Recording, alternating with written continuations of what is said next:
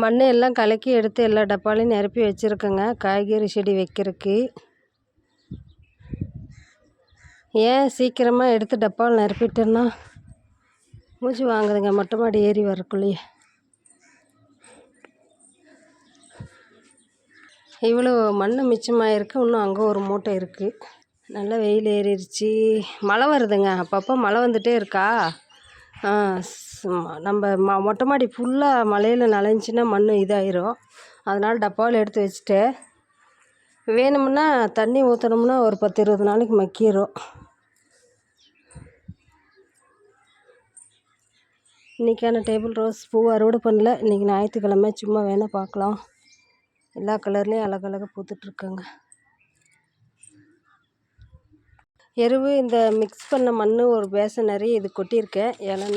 ஏன்னாக்கா இது அரை டம்முக்கு தான் இருந்துச்சு. தெலுங்கும் வருது. அதே மாதிரி இதுக்கும் கொட்டியிருக்கேன். ஒரு 3/4 டம்முக்கு ஒரு பேசன் நிறையா. இது ஏற்கனவே அன்றைக்கி கொஞ்சம் கொட்டினது ரெண்டுக்கும். பூவும் எல்லா செடியிலையும் இருக்குங்க. கொஞ்சம் கொஞ்சம் நல்லா கால் சுடுது. அவ்வளோதான் ஃப்ரெண்ட்ஸ், பாய்.